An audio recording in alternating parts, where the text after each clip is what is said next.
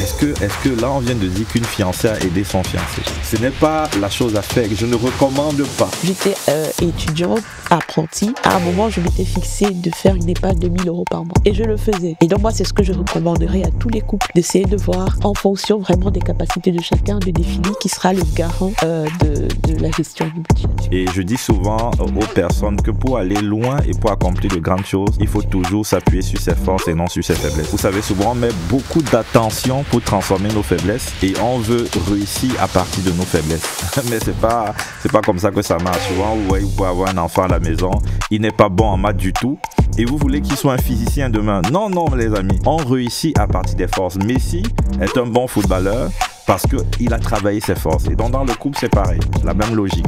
Il faut travailler les forces. Il est important de rester fidèle. C'est-à-dire que si 1 € porte le nom de loyer, il ne faut pas qu'on l'utilise pour faire autre chose. Si moi j'ai 500 € de revenus et que mon mari 1 000 € de revenus et que le budget ménage qui est défini est de 1 000 €, il ne peut pas me demander de contribuer pour 500 €. Et lui pour 500 €, ça n'a pas de sens. Parce que moi, une fois que je contribue pour 500 €, ben en soi, j'ai plus rien.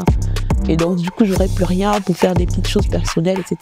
Et donc, du coup, il vaut mieux se dire que c'est vraiment à la hauteur des capacités de chacun. Le couple est au-dessus des intérêts individuels. Bonjour à tous. Aujourd'hui est une émission spéciale. Et pour cette émission, j'ai une invitée spéciale. Vous devez savoir que la première cause de divorce dans les couples, ce n'est pas l'infidélité. Non.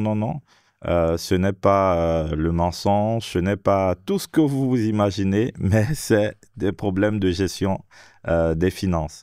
Et donc, c'est pourquoi nous avons trouvé utile, nécessaire et indispensable d'aborder cette question qui fait du mal à plusieurs. Donc, durant cette émission, nous allons parler de gestion des finances dans les couples. Et pour ce faire, je suis accompagné d'une charmante femme qui n'est autre que mon épouse, Gaëlle, qui a décidé de trouver du temps afin que nous puissions tourner ensemble différentes émissions autour de la gestion des finances personnelles. Mais durant cette vidéo, nous allons commencer par les finances dans les couples. Et j'introduis donc Gaëlle. Gaëlle. Bonjour tout le monde. Donc moi, c'est Gaëlle Galleux, l'épouse d'Alain Patrice, voilà. Et donc, j'accompagne les gens effectivement dans le domaine de la gestion des finances personnelles. J'ai à mon actif plus de 15 ans, donc au service des finances dans la banque, en tant qu'analyste. Également, j'ai 3 enfants, 3 magnifiques enfants, et je fais des investissements aussi par ailleurs à mon propre compte. Ok, Donc, merci pour cette présentation. Et Gaëlle également, elle a travaillé également dans le domaine du conseil. Et donc, ce qui fait qu'elle a plusieurs cordes à son arc et c'est une aide redoutable. En tout cas, dans le couple, ce que vous devez savoir, c'est que avant qu'on ne se marie, moi, je travaillais déjà, mais j'étais super endetté. ouais. Donc, quelqu'un qui travaille est endetté. Mais elle ne travaillait pas. Confirmé. Elle ne travaillait pas, mais pourtant, elle avait de l'épargne. Donc, finalement, c'est son épargne qui nous aidait. C'est juste pour dire combien est-ce qu'en termes de gestion des finances, elle est vraiment excellente et c'est la personne à avoir de son côté si on veut accomplir de grandes choses. C'est parti pour la vidéo.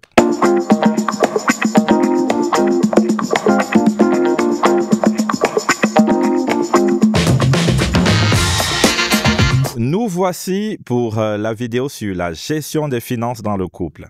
Et donc, c'est un échange que j'aurai avec Gaëlle au sujet de la gestion des finances. Nous allons partager notre vision du sujet. Nous allons également parler de ce que nous avons observé. Nous allons parler des différents prérequis qui sont utiles pour avoir une gestion des finances saine dans le couple. Avant de commencer, ce que je propose, c'est déjà peut-être de parler des différentes écoles que nous avons observées, Gaëlle et moi, en termes de gestion des finances dans le couple. En même temps, nous sommes un couple pastoral et donc ça nous pousse à rencontrer plusieurs personnes et de réaliser les défis que les personnes rencontrent et on essaie de catégoriser ces personnes dans différentes écoles et nous allons partager ces 4 écoles en termes de gestion de finances dans le couple que nous avons observé. Donc Gaëlle, je te laisse la possibilité. Oui, tout à fait. Donc, dans le cadre, effectivement, de notre exercice pastoral et également dans le cadre des accompagnements que j'ai pu faire, on a observé plusieurs écoles de pensée en termes de gestion de finances dans le couple. Et l'une des façons de penser, c'est de dire l'homme doit pourvoir à tous les besoins. Donc, c'est lui qui assume toutes les charges de la famille, peu importe la quantité d'argent que ça demande, c'est à lui de pourvoir. Et la femme, elle n'a pas à contribuer à tout ce qui concerne les finances du couple. Et Ouais, oui. c'est vraiment bizarre parce que lorsqu'on parle de cette école, on a l'impression que cette école n'est observée que dans certains coins du monde, Oh, mais même non. ici en Europe, en fait, on a Effectivement, rencontré et même on a des une... femmes Ouais. et sont des couples généralement, il y a des problèmes de finances Exactement, comme tu le et la disais. femme démissionne complètement. Mais oui, on aurait pu penser effectivement que c'est qu'une partie du globe. C'est vrai que c'est fort culturel, mais quand même, en 2024, on a des personnes, pas forcément des personnes âgées, mais qui pensent comme ça, de ce que si je me marie, l'homme est appelé pourvoyeur, et donc moi, la femme, je ne contribue pas financièrement. Ben, Mon argent, c'est mon argent. Est-ce que ça ne vient pas aussi d'une déformation, en fait, je vais dire même une déformation, une mauvaise compréhension biblique du rôle de l'homme? Ah ben, ce qui est sûr, c'est qu'il y a une incompréhension. Il y a une mauvaise compréhension des choses, parce que à chaque fois, je pose toujours la question de savoir si ton mari est au SMIC et qu'il gagne 1400, 1200 € par mois. Vous avez un appartement à payer, il y a des charges, électricité, gaz, il y a des enfants qui arrivent. Toi, la femme, il doit également pourvoir à tous tes besoins de beauté, etc. Comment il fait? C'est-à-dire qu'il y a un manque de réalisme. Et effectivement, il y a une incompréhension parce que je pense qu'un couple, c'est pour ensemble aller dans une direction. Et donc, dans le ensemble, il y a la participation de chaque conjoint pour justement accomplir ce pourquoi on s'est mis ensemble. OK. Et donc, la deuxième école? Alors, la deuxième école, c'est ceux qui pensent que on met tout en commun, tout dans un pot commun, et puis on fait une redistribution. OK. Donc, moi, je gagne 1000 €, mon mari gagne 1500, on met dans le pot commun, ça fait 2500. Des 2500, on paye toutes les charges fixes, loyer, les factures, etc., tout ce qui est nourriture, etc. Et puis, ce qui reste, on refait une redistribution. Peut-être 50-50, s'il reste 500 €, ben, l'homme a 250, la femme 250, ou alors on fait une autre type de rétribution. Mais en fait, c'est vraiment comme ça qu'il pense, et c'est comme ça qu'il fonctionne. Alors, celui-ci, c'est vrai que les couples qui font ça, force est de constater quand même, ils ont un peu moins de problèmes que le premier cas. Surtout, le premier cas, c'est encore plus difficile quand l'homme, il est très limité dans ses finances. Le deuxième cas fonctionne chez certains, chez d'autres, pas fort. Mais en tout cas, ça fait partie des écoles de pensée dans la gestion des finances en couple. Et l'un des cas que j'ai observé chez beaucoup de chrétiens et qui semblait aussi dire qu'ils s'en sortent, c'était là, ce n'est pas le pot commun, mais c'est une redistribution des tâches. Donc là, on va pas des charges. On va dire tel s'occupe des loyers, l'autre des factures d'électricité, etc. Donc Ouais. c'est une école que tu as aussi de ton côté eu à Oui, rencontrer. effectivement, c'est une école que j'ai pu observer. Et c'est souvent le cas des personnes qui, quand ils se retrouvent au restaurant, on demande qui paye l'addition. Ouais. Et donc, du coup, on a une facture de 50 € au restaurant. Et puis, l'homme dit, OK, moi, je paie 50-50, 25, la femme 25. C'est une façon de fonctionner qui, personnellement, n'est pas ce que je pratique. Mais il y a des couples qui pensent comme ça et qui fonctionnent comme ça. OK. Et donc, la dernière école? Et donc, la dernière école, c'est des personnes qui ont un compte commun, un compte joint plutôt, chacun son compte, plus un compte joint dans lequel dans le compte joint, ils gèrent en fait le budget du ménage. Et le budget, tout ce qui est investissement, tous les besoins en fait liés au couple sera géré dans ce compte-là. Et puis chacun a son compte pour gérer ses choses personnelles. Et donc en tout cas moi, c'est ce que je préconise et c'est ce que nous pratiquons dans notre couple. Et je pense que jusqu'ici, ça a fait ses preuves. OK. OK, donc là, on va rentrer dans un peu plus de détails puisqu'il y a des personnes qui se demandent, bon, concrètement, bon, on a parlé d'école, mais concrètement, comment est-ce que on peut avoir une gestion saine de manière pratique? Quelles sont les clés que vous pouvez donner pour nous aider à gérer? Je pense que plusieurs se posent cette question, donc je propose qu'on aborde ces clés-là. Oui, tout à fait. Et donc, pour toi, d'après toi, quelle serait la première clé? Alors, avant de parler un petit peu des clés, tu as introduit tout à l'heure en disant que l'une des premières causes de divorce, c'est les conflits liés aux finances. Et donc, il faut déjà savoir qu'une bonne gestion des finances, ça permet justement d'éviter le conflit et d'assurer la stabilité du couple. Alors, on va parler de clés, mais j'aimerais bien mettre des petits postulats de base. Et pour moi, les postulats de base sur lesquels il faut être d'accord en tant que couple, c'est de se dire qu'on doit définir, par exemple, quelles sont nos valeurs. Ok, donc là, ça peut être la première clé du coup. Effectivement, Définir ses valeurs. ouais. Ok, et pour toi, quelles sont les valeurs qui sont importantes en termes de gestion de finances dans le couple? Alors, les valeurs qui sont importantes, c'est déjà la confiance mutuelle. Ok, Si on décide de se mettre d'accord et qu'on doit gérer nos finances ensemble, il faut qu'on puisse se faire confiance. Ça, c'est la première des choses. L'une des choses également que je pourrais dire, c'est qu'il ne faut pas être avare. oui. Voilà, parce que imaginons on est dans un contexte où on a un des conjoints qui est super avare, l'autre pas. Trouver le juste milieu risque d'être un peu compliqué. Ouais. Donc, elle parle d'avarisme. La Bible nous parle de l'amour de l'argent. La Bible dit que l'amour de l'argent est la racine de tous les maux. Et donc, beaucoup de problèmes dans les couples viennent du fait qu'un des conjoints, ou si pas les deux conjoints, aiment beaucoup l'argent. Ils aiment l'argent, ils sont attachés à l'argent.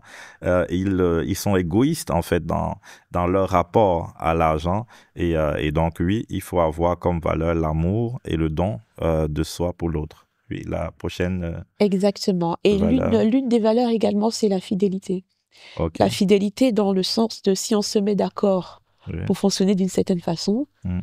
eh bien, on le fait exactement comme on s'est dit.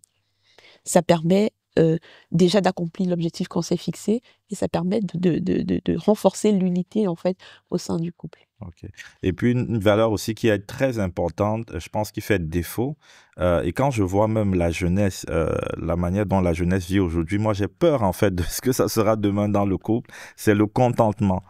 Finalement, on a une jeunesse, ou pas seulement la jeunesse, hein, on a plusieurs personnes qui vivent influencées par le monde dans lequel ils sont. Et je me rappelle même, puisque tu as un nouveau téléphone, et on était Oui. en train de parler, je sais pas si c'était d'une ville ou d'un pays, et tu t'es rendu compte qu'il y a des publicités qui te proposaient... Ouais. c'était un Exactement. pays, c'est ça? On parlait d'un pays, effectivement. Et donc, du coup, il y a des publicités Position de qui, voilà, c'est voyage, ça, qui directement, j'ai eu des propositions. Évidemment on évolue dans un monde aujourd'hui où il y a beaucoup d'appels au marketing comme ça. Beaucoup d'appels à cliquer pour faire ceci, cliquer pour faire cela. Des choses qui nous font rêver. On a aujourd'hui l'avènement des influenceurs, TikTok, etc. Ces choses auxquelles on est exposé tous les jours qui peuvent justement influencer négativement la façon de fonctionner financièrement d'une personne. Et donc, du coup, c'est important que tu le dises d'être vraiment quelqu'un qui se contente de ce qu'il a. Voilà. Et si on n'a pas cette valeur du contentement, évidemment que ça ne va pas fonctionner. Quelqu'un qui ne sait pas vivre dans le contentement, il expose ses budgets, il est super endetté. Et donc, du coup, voilà, ça ne fonctionnera pas le budget. Oui. Et donc, le contentement fait qu'on ne doit pas vivre au-delà de ce qu'on gagne. Parce que il y a des jeunes couples que je vois souvent, tu vois, ils n'ont rien en fait. Souvent, c'est même juste une des parties qui travaillent, mais ils ont un niveau, des aspirations élevées. Ils veulent avoir des voitures de certaines marques de voitures. Ils veulent vivre dans certains quartiers. Ils veulent tout de suite avoir des appartements super grands. Et donc, ça, c'est un défaut et c'est ce qui fait... c'est ce qui, derrière, va créer du conflit parce que le conflit va venir également du fait qu'il y a des situations qu'on n'arrive pas à gérer ou à résoudre. Et souvent, on n'arrive pas à résoudre ces situations-là parce qu'on vit au-delà de ses moyens, parce qu'on ne se contente pas de la saison dans laquelle on est. On est dans une saison, il faut être lucide. Et il ne faut pas s'empresser. Il y a des personnes, par exemple, qui ont des difficultés, ou du moins qui n'ont pas de gros budget, mais quand tu regardes où va l'essentiel du budget, ça va au niveau des vacances. Moi, je dis souvent aux gens que si tu ne pars pas en vacances, tu ne vas pas mourir. Il faut savoir quand déclencher des choses. Et Exactement. donc, tout ça fait partie du contentement. Exactement. Et j'aimerais juste rajouter quelque chose qui est corollaire justement à l'avarisme, c'est de se mettre d'accord sur notre libéralité en Oui. tant que couple. Mhm. Et pour moi, ça, c'est vraiment quelque chose d'important qu'il faut définir dès le départ. Et ça permettra, comme tu l'as dit, d'éviter le conflit et puis de garder en fait cette harmonie au sein du couple. Ok, donc là, c'était pour la première clé, définir les valeurs. Et définir les valeurs veut dire que on peut ne pas avoir certaines de ces valeurs, mais on doit travailler, on doit prier, on doit travailler pour les acquérir, les développer. Sinon, ça va être compliqué. Parce que là, on va continuer en parlant des clés un peu plus techniques. Mais avant la technique, il y a le cœur. Voilà, il y a le cœur. Si Tout à le fait. cœur il n'est pas bon, tout ce que tu peux faire en surface, ce sont des apparats qui vont finir par disparaître. C'est un peu comme mettre du maquillage et puis mais dès qu'il y a une tempête qui vient, ben, on voit ton vrai visage, quoi. On voit ton vrai visage. Oui, tout à fait. Et donc, pour la deuxième clé, qu'est-ce que Et tu... donc, pour la deuxième clé, moi, ce que je conseillerais, en fait, c'est de définir une vision commune. Oui, Quels sont les objectifs qu'on veut atteindre en tant que couple? C'est important de s'asseoir et de faire vraiment l'état de lieu et de mettre sur papier qu'est-ce qu'on veut faire, en discuter et se mettre d'accord sur où est-ce qu'on veut aller. oui. Je pense que c'est très important et c'est quelque chose qu'on a l'habitude de faire, qu'on fait depuis un certain nombre d'années, c'est quels sont nos objectifs financiers. Donc, dans les objectifs annuels, il n'y a pas que des objectifs spirituels, il n'y a pas que des objectifs, je sais pas, au niveau Sociaux, sociaux ou professionnels, ouais. l'éducation des enfants, mais il y a également des objectifs financiers. Où est-ce que vous voulez être, en fait? Quels sont les investissements que vous voulez réaliser? Est-ce que vous souhaitez acheter un bien cette année? Est-ce que vous souhaitez acheter 2 biens? Est-ce que vous souhaitez monter une affaire? Est-ce que donc il faut avoir des objectifs financiers clairs? Vous ne pouvez pas aborder une année sans objectif financier. Aujourd'hui, vous devez savoir, voilà notre niveau de revenu. À la fin d'année, il faut qu'on augmente notre niveau de revenu. Exact. Et donc, qu'est-ce qu'on va faire pour augmenter les niveaux de revenus? Ça va pas augmenter juste parce qu'on l'a dit, mais ça va augmenter parce on a dit, mais on a décidé de mettre en place diverses choses. Et parce que les objectifs également financiers vont déterminer ce qu'il faudra mettre de côté en termes Exactement. d'épargne et autres, Oui. etc. Donc, commence par les objectifs, par la vision. Exactement. Comme tu l'as dit, en fait, la vision, ce sera le déclencheur du type d'épargne qu'il va falloir mettre en place. Donc, il faut être le plus précis possible et le plus détaillé possible vraiment dans l'objectif. Par exemple, on peut pas juste se dire l'objectif qu'on se fixe, c'est avoir 2 appartements. Ça ne suffit pas. 2 appartements, ça dépend de la valeur de l'appartement. Est-ce que c'est des appartements à 600 000 euros? Est-ce que c'est des appartements à 150 000? Est-ce que c'est des appartements... Donc, il faut être le plus précis possible. Et avec cette précision, on fait le pas de plus de se dire, OK, ben on va aller déjà un peu s'informer auprès du banquier, auprès du conseiller, savoir un peu dans notre situation, si on aimerait acquérir ce type de bien-là, qu'est-ce qu'il faut?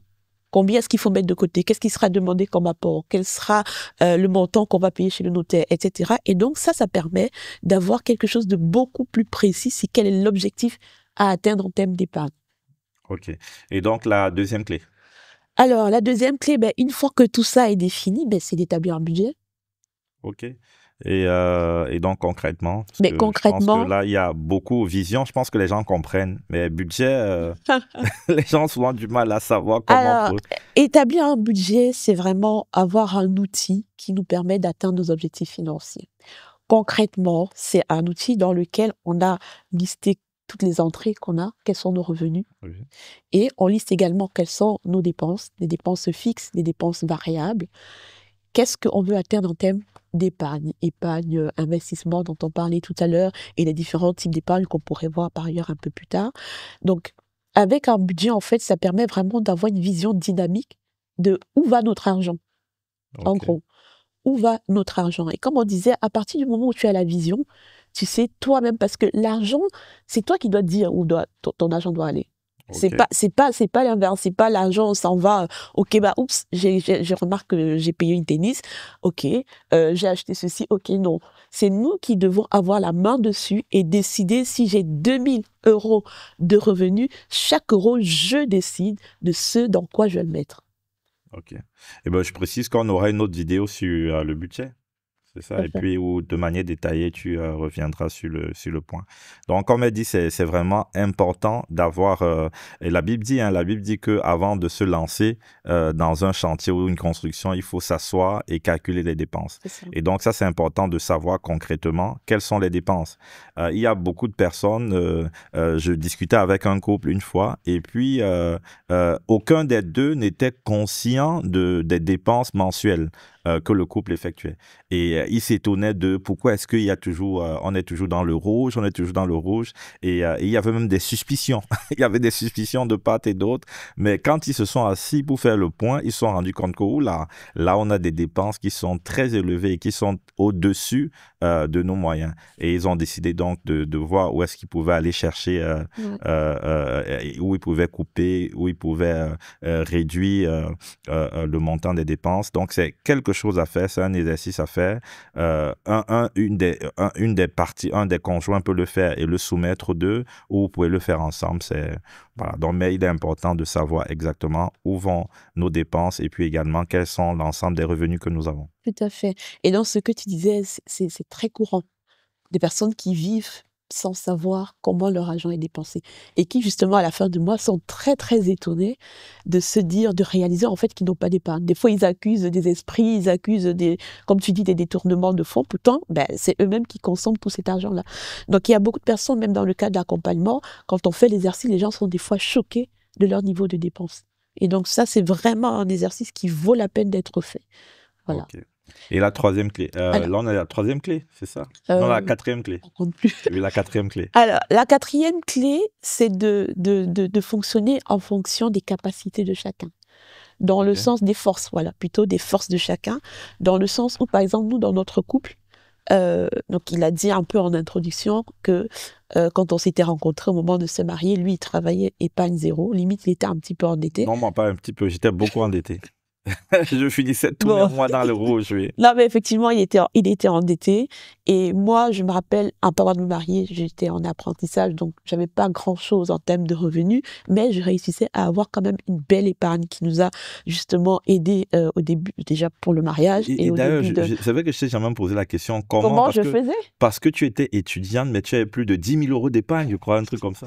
Ou 10 000 ou 15 000 ou 20 000. Je sais qu'une fois, tu m'as même aidé, en fait, avec un montant conséquent. Je sais pas, tu m'avais donné 5 000 ou 10 000, je me rappelle plus. D'ailleurs, ce que je devais faire, j'avais un investissement, je me rappelle plus trop. Sais plus, je sais que j'avais aidé, mais non, c'était pas 10 000, c'était dans les 5 000. Oui.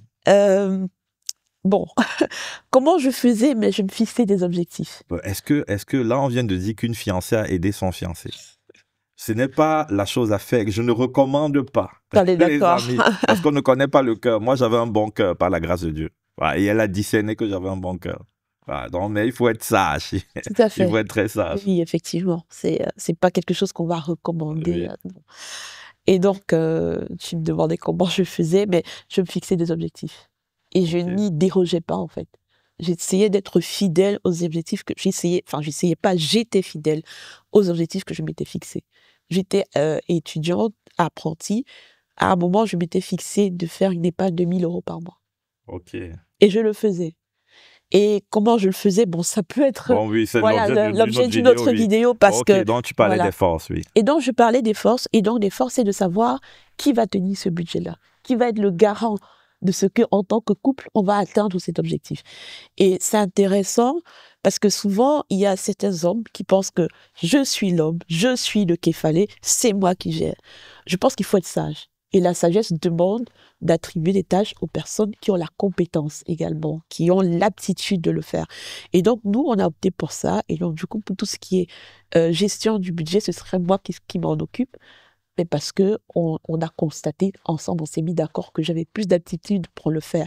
Et donc, moi, c'est ce que je recommanderais à tous les couples, d'essayer de voir, en fonction vraiment des capacités de chacun, de définir qui sera le garant de la gestion du budget. Oui. Et donc, oui, ça, c'est un point très important. Il faut avoir l'humilité de s'appuyer sur l'autre. Hein. Personne n'a toutes les compétences, les amis. Et je dis souvent aux personnes que pour aller loin et pour accomplir de grandes choses, il faut toujours s'appuyer sur ses forces et non sur ses faiblesses. Vous savez, souvent, on met beaucoup d'attention pour transformer nos faiblesses et on veut réussir à partir de nos faiblesses. Mais c'est pas comme ça que ça marche. Souvent, vous voyez, vous pouvez avoir un enfant à la maison, il n'est pas bon en maths du tout et vous voulez qu'il soit un physicien demain. Non, les amis. S'il n'est pas bon en maths du tout, vous devez juste faire l'effort pour que les maths ne le disqualifient pas. Mais par contre, vous ne devez pas travailler les mathématiques pour qu'il soit le premier. Mais en revanche, s'il est bon en dessin ou s'il est bon dans tout ce qui est artistique, donc on réussit à partir des forces. Messi est un bon footballeur parce qu'il a travaillé ses forces. Et donc dans le couple, c'est pareil, la même logique. Il faut travailler les forces. Je ne suis pas en train de dire de ne pas travailler les faiblesses, mais je dis, dans le cas du couple, il faut que chacun soit mis en face de ses forces et l'autre doit faire l'effort que ses faiblesses ne soient pas un handicap. Donc, c'est ça le point. Et donc, dans le cadre de notre couple, en termes de gestion de finances, ce n'était pas ma force. Aujourd'hui, j'ai travaillé pour que ce ne soit pas un danger pour le couple.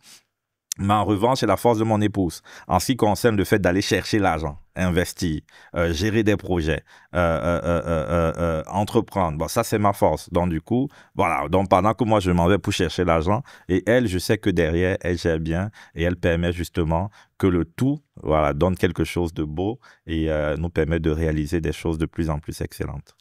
Tout à fait. Et donc, la cinquième clé. Alors, la cinquième clé, c'est, ben on l'a dit, hein, c'est bien de définir le budget. Oui, Il faut agir fidèlement selon ce qu'on s'est dit. oui. Et donc ça, c'est important. Parce que des fois, il ne faut pas s'arrêter à définir le budget, avoir tout carré, maîtriser quelles sont les postes de dépenses, etc. Il faut l'appliquer. Et moi, j'aime souvent dire en fait que, enfin, je sais pas, on pourra en parler dans le cadre de la vidéo des budgets, mais en tout cas, quand on a défini ce à quoi sera attribué chaque euro qu'on a gagné, il est important de rester fidèle. C'est-à-dire que si un euro porte le nom de loyer, faut pas qu'on l'utilise pour faire autre chose. Et ça crée du désordre et donc du coup un dysfonctionnement dans la gestion des finances. OK. Et donc, la sixième clé, je vais peut-être parler du comment, du coup. Dans le comment, est-ce que c'est compte commun, compte séparé? Ça peut être la sixième clé. Alors, Dans le comment. enfin oui, c'est vrai qu'on l'a dit brièvement quand je Oui. disais quelle est la méthode que nous on pratique. Oui. C'est celle justement d'avoir un compte joint duquel on gère en fait le budget du ménage et l'épargne, tout ce qui sera finance, investissement, etc. Maintenant, des fois, les questions que les gens peuvent se poser, c'est à hauteur de combien on contribue. Est-ce qu'on contribue 50-50? Est-ce que c'est 70-30, etc. Et moi, ce que je dirais, c'est qu'on fait en fonction des moyens de chacun. Voilà. C'est-à-dire que si moi j'ai 500 euros de revenus et que mon mari a 1000 euros de revenus et que le budget ménage qui est défini est de 1000 euros, on ne peut pas me demander de contribuer pour 500 euros. Et lui pour 500 euros, ça n'a pas de sens. Parce que moi, une fois que je contribue pour 500 euros, ben en soi, j'ai plus rien. Et donc, du coup, j'aurai plus rien pour faire des petites choses personnelles, etc. Et donc, du coup, il vaut mieux se dire que c'est vraiment à la hauteur des capacités de chacun. Moi, c'est ce que je préconise, enfin, c'est ce que Et- nous, on oui, pratique. oui. Et puis, de manière générale, hein, dans notre vision, c'était de dire qu'on est vraiment un, quoi. Voilà, ça veut dire qu'on parle même de contribution. Je pense pas, en tout cas, moi, j'ai jamais vu les choses comme ça. Je pense elle aussi. C'est juste que on est un. Et parce qu'on est un, on vit aussi en fonction des saisons. C'est ça. On a une saison où mon épouse, elle contribuait. Il y a une saison où elle n'avait plus besoin de contribuer, elle ne contribue plus. Donc, c'est vraiment, on est un. On est un et donc on fait tout pour que ça marche. Ça veut dire que la priorité c'est le couple, c'est pas l'individu. C'est ça. Et donc individuellement aussi, c'est vrai que il y a des besoins personnels. C'est pour ça que chacun conserve son compte personnel et donc on essaie également de tenir compte de cela dans l'équilibre commun. Mais la priorité c'est l'équilibre commun. Donc mais la priorité c'est vraiment le couple. Le couple surpasse nos intérêts individuels et c'est cette vision-là qu'il faut avoir. Je pense que ça fait partie des valeurs. Tout à fait. Et si on n'a pas ces valeurs, ça va être compliqué. Ça veut dire que chacun va essayer d'être sage, quoi. Donc, c'est pas ça le point. Le point, c'est vraiment on est ensemble. On a de grandes choses à réaliser ensemble. On va tout faire pour que ça marche ensemble. Et puis donc, on met le maximum qu'on peut mettre dans le pot commun. Et donc, on se garde de côté pour les défis personnels qu'on peut avoir. Et selon les saisons, on peut avoir des saisons où l'homme a un peu plus besoin, peut-être parce qu'il, pour X ou Y raison, on peut avoir une saison où c'est la femme qui a un peu plus besoin. Mais dans les deux cas, les choses doivent se faire en bonne intelligence, en toute transparence et aussi donner un peu de liberté, quoi. Voilà. Exactement. Et ça, c'est vraiment un point super important de se dire que le couple est au-dessus des intérêts individuels. Et quand on a cette vision, en général, ça fonctionne. Voilà. Et ça, c'est aussi dans le cas où il y en a assez que dans les cas où il n'y a pas assez, hein. C'est-à-dire que parce qu'un couple, c'est dynamique. Il y a des périodes où on est fort endetté. On a passé une période où on a fait un mauvais investissement, on était endetté. Ben, il faut s'accorder sur comment on fait. C'est le couple au-dessus. C'est-à-dire qu'à ce moment-là, si avant, je mettais 100 euros pour me faire les cheveux au mois, parce qu'on est endetté, je sais que j'ai plus 100 euros à mettre pour les cheveux. tout l'argent que j'aurais, je le mettrais pour qu'on puisse éponger cette dette et passer à une autre phase, en fait, de notre vie financière. Oui, et sachant que pendant cette période, elle aurait pu se dire, on est endetté parce que lui, il a fait un mauvais investissement. Donc, elle aurait pu se dire ça, mais elle ne s'est pas dit ça parce que c'était le couple, en fait. C'était vraiment le couple. Et puis, après, par derrière, ça a marché. Donc, du coup, ça bénéficie. Voilà. Et dans l'autre sens, quand c'était handicapant, elle a décidé de faire les efforts, de se serrer la ceinture parce qu'il fallait qu'on s'en sorte ensemble. C'est ensemble. On est dans le même bateau et on va réussir ensemble. Du coup, la dernière et la 7e clé. Les red flags, donc tout à l'heure, tu as parlé des gens qui mettent de côté, qui ont la petite, leur petite enveloppe de côté comme ça, inconnue du conjoint. C'est vraiment un truc à ne pas faire. Je pense que si on se met d'accord, c'est une façon de fonctionner. On l'a dit au début, la fidélité, c'est un point qui est super important pour que ça fonctionne. Donc, s'il y a un accord de base qui est validé ensemble, on le fait vraiment en toute transparence. On va pas commencer à mettre un petit argent de côté, donc le mari finalement il sait plus c'est quoi le salaire, parce que j'aurais mis quelque chose de côté sur lequel j'aimerais pas qu'il ait des vues, etc. Ça pour moi c'est un red flag. Et donc un deuxième red flag. Le fait d'engager le couple dans une dette qui est méconnue de l'autre conjoint au départ. C'est-à-dire que moi par exemple j'irais contracter une dette et mon mari, il n'est pas au courant et on doit assumer ensemble. Ça, pour moi, c'est un red flag. Ça vaut quand même le coup d'en parler, d'en discuter. Nous, ici, si on parlait de l'investissement qui avait foiré, on en avait parlé. Même si je n'étais pas d'accord, mais on en avait parlé. Donc, j'étais au courant de ce qu'il y avait cette dette-là dans laquelle on s'était engagé. Et donc, du coup, ça évite les conflits parce que imaginez-vous si c'était dans l'autre sens où il s'était engagé comme ça, dans mon dos, ça aurait été beaucoup plus compliqué à gérer. Et donc, je pense que c'est vraiment un red flag d'engager le couple dans quelque chose où l'autre conjoint n'est pas au courant. Alors, tout à l'heure, on a parlé à hauteur de combien on contribue, mais je pense que ça a été abordé. Je pense que l'autre chose, des fois, c'est des situations, des cas un peu plus compliqués. Oui. Où la femme contribue et l'homme ne veut pas être transparent. C'est souvent ça, l'homme ne veut pas être transparent dans ses finances. Les deux sens, hein, aussi. L'homme ou la femme, oui, effectivement. L'homme ou la femme. Voilà, c'est les cas où l'un des conjoints, en tout cas, ne veut pas être transparent sur qu'est-ce qu'il gagne. Et donc, les gens se disent, mais comment est-ce qu'on peut appliquer ce que vous nous dites si on est dans cette configuration-là? Et donc, ça, c'est souvent les questions qui sont posées. Et moi, ce que je dis souvent, parce qu'il y a des fois des personnes qui se mettent beaucoup trop de pression à essayer de tout seul s'engager dans un contrat qui n'existe pas. Moi, je pars toujours du principe qu'un contrat, c'est deux personnes. Autant on s'est promis fidélité, on a signé, c'est notre engagement vis-à-vis de notre conjoint. En ce qui concerne les finances, si les prérequis qu'on n'a pas définis au départ ne sont pas établis, s'il n'y a pas eu une discussion où on s'est mis d'accord sur le système de fonctionnement, on ne peut pas s'obliger à être transparent, enfin, en tout cas, à contribuer, ne pas mettre quelque chose de côté si on a, par exemple, un conjoint qui, un, n'est pas transparent, deux, dilapide de l'argent, etc., où il n'y a pas, justement, quelque chose de commun qui est défini. Là, je pense pas que ça va fonctionner. Ce qu'il faut dans ces cas-là, c'est d'user de sagesse. Parce que dans des cas pareils, s'il y a des enfants ou pas d'ailleurs, il y a des charges. Il y a les loyers, il y a beaucoup de choses pour lesquelles il faut payer. Et donc, on est obligé d'user de sagesse pour savoir comment le gérer et ne pas toujours le faire en toute transparence. Si le conjoint, par exemple, exige qu'on lui donne la part qu'on a gagnée, mais ça ne peut pas fonctionner s'il n'y a pas quelque chose qui est défini en amont. Oui, c'est une petite histoire hein, qui m'a marqué. J'ai été invité dans une église une fois et on m'a posé la question. C'était une dame qui avait un commerce. Et son mari, il était endetté et puis elle ne comprenait même pas où tout son argent partait. Et donc, par souci de transparence, elle devait tout dire ce qu'elle gagnait à son mari.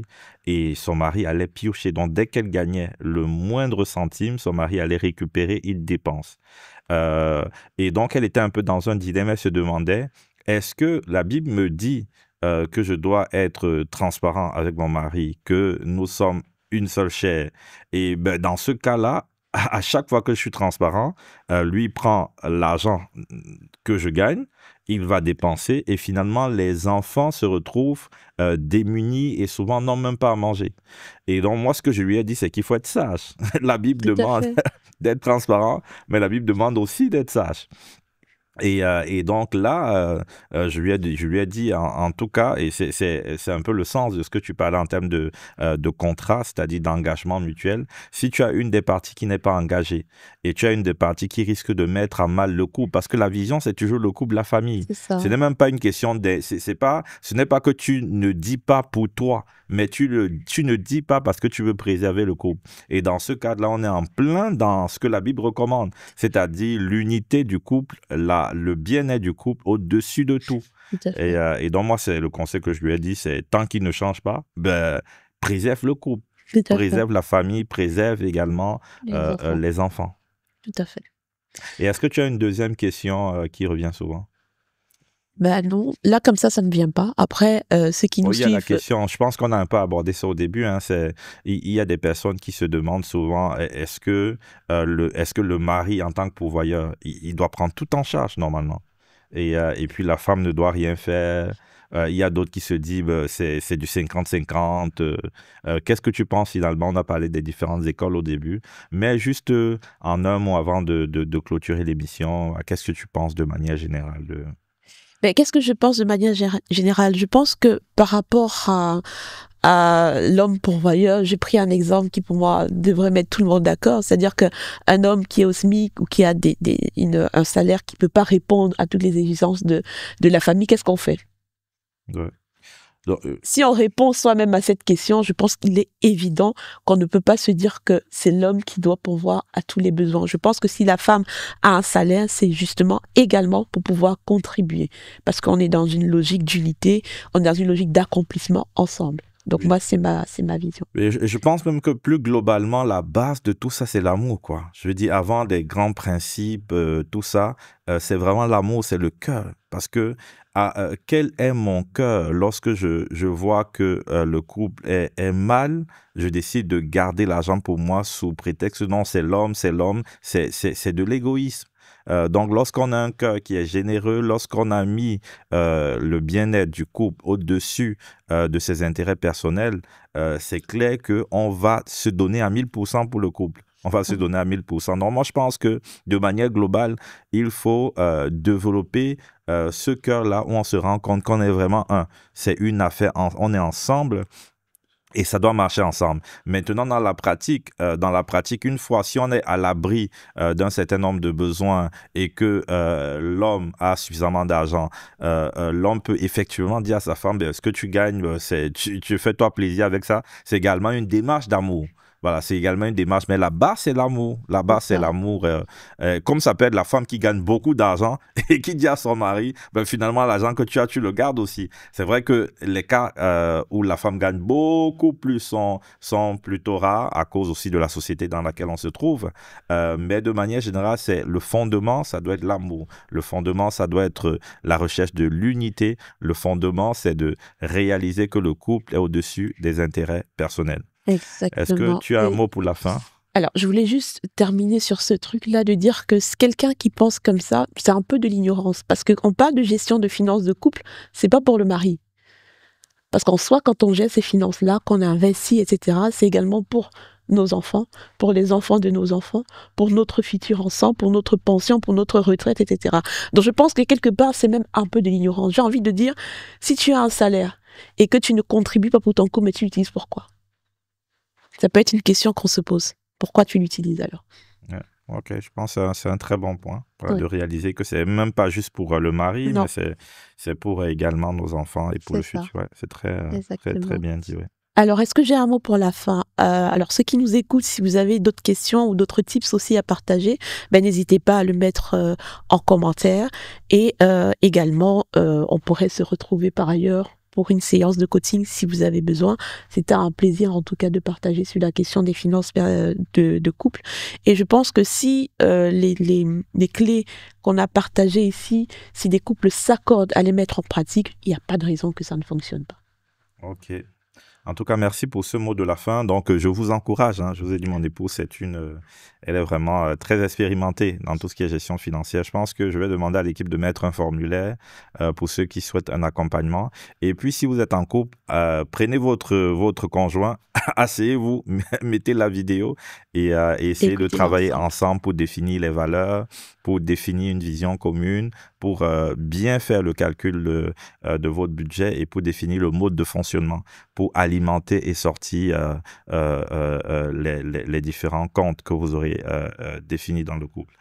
Donc, j'espère en tout cas que cette vidéo a été très enrichissante. On a partagé notre modeste expérience. Ce n'est pas parfait, donc n'hésitez pas également à partager ce qui fonctionne chez vous. Et si vous avez des questions également liées à votre couple, vous pouvez nous contacter, vous pouvez poser la question en commentaire et on se fera un plaisir de répondre. Si vous n'êtes pas encore abonné, je vous invite à le faire. N'hésitez pas également à liker la vidéo pour qu'elle soit bien référencée et que le maximum de personnes soient exposées à ce type de contenu. Donc, nous sommes ensemble pour accomplir de grandes choses. C'est une série qui commence. Donc là, on va continuer. Là, c'est la première vidéo. Donc, restez scotchés tous les mardis à 18h parce qu'il y a d'autres vidéos sur la gestion des finances personnelles avec mon épouse qui seront diffusées. On se dit à bientôt. À bientôt. À bientôt. Peace.